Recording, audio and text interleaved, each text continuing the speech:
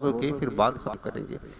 माह शाबान में जो शकुल कमर का मुअज्जज़ा पेश आया, उसकी तफसील ये है कि मेरे आका करीम अलैहिस्सलाम ने जब 40 बरस के बाद नबुव्वत का ऐलान किया, मेरे सरकार ने कहा कि लोगों में अल्लाह का नबी हूँ, अल्लाह एक है, मबूद सिर्फ एक है, उसी की बंदगी करो। सरकार ने नबुव्वत का ऐलान किया, लोगों को खुदा वहदहू ला शरीक की इबादत की दावत दी। तो पता है वो जो अहले मक्का थे मेरे हुजूर के दुश्मन बन गए। फिर नबुव्वत की तस्दीक के लिए मुशरिकीन और काफिरीन ने मेरे हुजूर से तरह तरह के मुतालबात किए, ये मुअज्जिज़ा दिखाओ तो वो मुअज्जिज़ा दिखाओ, तो ये करके दिखाओ तो वो करके दिखाओ। इसी तरह मुशरिकीन की ये कोशिश ये रहती थी कि एक नया दीन आया है, अगर ये दीन गालिब आएगा तो हमारा पुराना दीन जो बुत परस्ती का दीन है ये तो खत्म हो जाएगा। इस बुना पर वो हर तरह ये कोशिश करते कि किसी तरह इस्लाम को भी और बानी इस्लाम पैगंबर इस्लाम को भी खत्म कर दे, इनका वजूद बिठा दे और किसी तरह पैगंबर इस्लाम को कत्ल करने में हम कामयाब हो जाएं, ताकि इनका मिशन खत्म हो जाए, फिर हम आराम के साथ में बुत परस्ती को राइज रखेंगे। मुशरिकीन की ये तलब थी।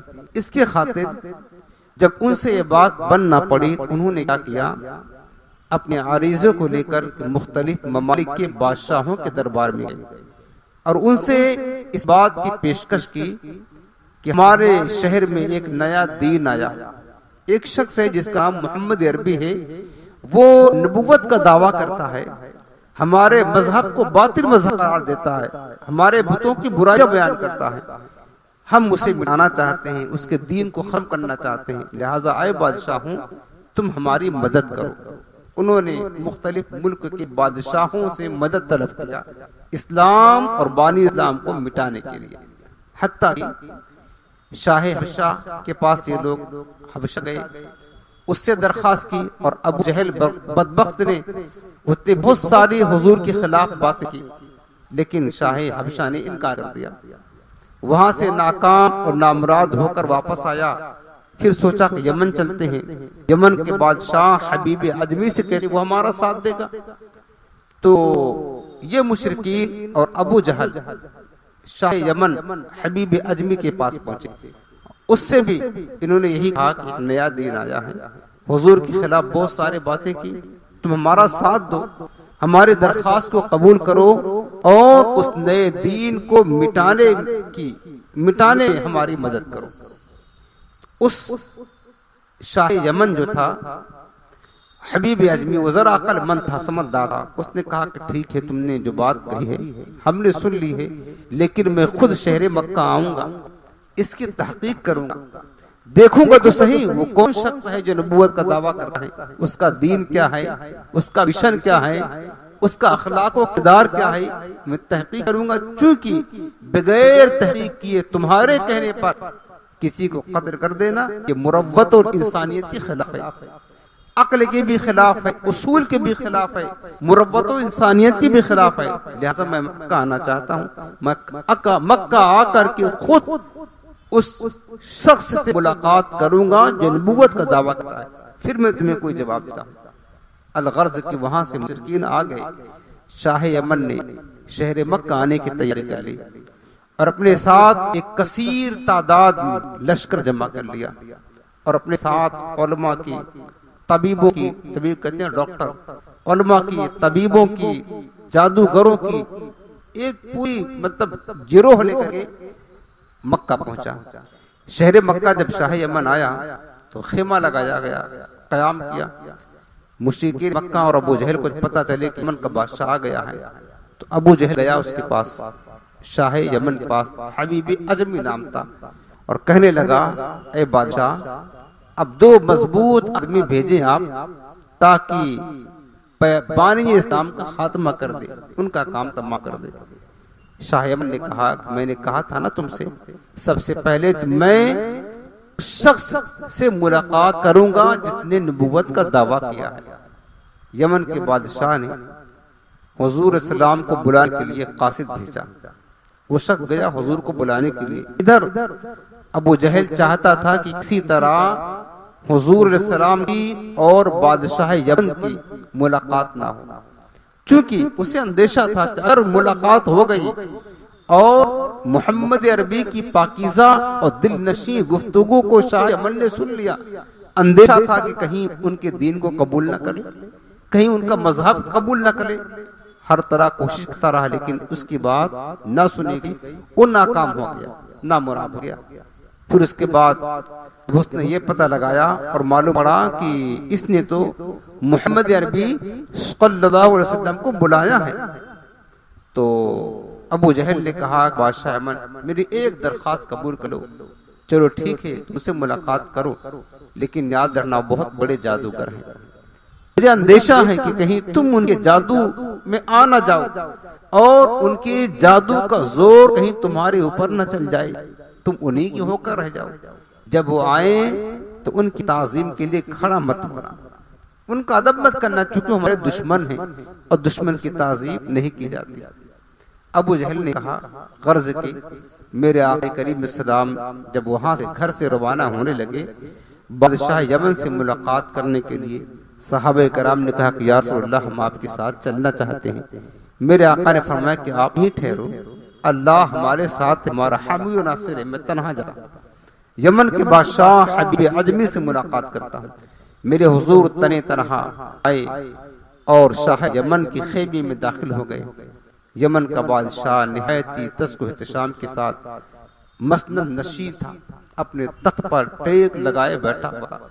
मेरे हुजूर जैसे दाखिल हुए, सरकार के नूरानी चेहरे की शुआएं जब उसके खेमे में पड़ी तो जितने दरबारी थे और खुद बादशाह मरऊब हो गया और ना चाहते हुए भी बिला इख्तियार शाह यमन हुजूर के अदब के लिए खड़ा हो गया, अपनी मसनद छोड़ दिया, अपना तख्त छोड़कर नीचे उतर गया। यमन का बादशाह जब वो खड़ा हुआ तो उसके दरबारी भी सब खड़े हो अदब किया, हत्ता कि मोहब्बत के साथ शाह यमन ने हुजूर का इस्तकबाल किया और हुजूर को अपने मसनद पर बिठाया। मेरे आका करीम मेरे सलाम ने पूछा, शाह यमन, जरा ये तो बताओ तुमने हमें किस लिए बुलाया? ने कहा कि हमने तुम्हारे खिलाफ कुछ बातें सुनी है, हमने ये भी सुना है कि तुमने नबूवत का दावा किया है, कुछ मालूमात लेने के लिए हमने तुम्हें बुलाया है, अगर आप इजाजत दें तो कुछ मालूमात हासिल करना चाहता हूँ। मेरे आका ने फरमाया कि बोलो क्या कहते हो, क्या चाहते हो? तो शाह यमन ने कहा, मोहम्मद अरबी, हमने सुना है कि आपने नबूवत का दावा किया है, ठीक है, आपने नबूवत का दावा किया है, आप ये बताएं क्या पैगाम लोगों को देना चाहते हैं और क्या पैगाम दे रहे हैं? मेरे आका करीम सलाम ने अल्लाह की हम्द व सना की, फिर अल्लाह रब्बुल आलमीन की वहदानियत को बयान किया कि अल्लाह एक है, जात व सिफात में उसका कोई शरीक नहीं है। फिर मेरे आका ने अपनी रिसालत बयान किया, मैं अल्लाह का सच्चा रसूल, मुझ पर ईमान आना जरूरी है, मैं तमाम नबियों का आखिरी नबी बनकर आया और इस उम्मत का आखिरी रसूल। सरकार ने अपनी रिसालत को बयान किया।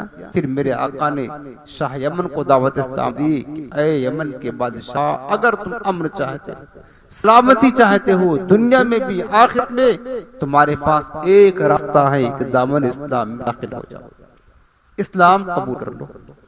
ये बात हमारी सुन लो।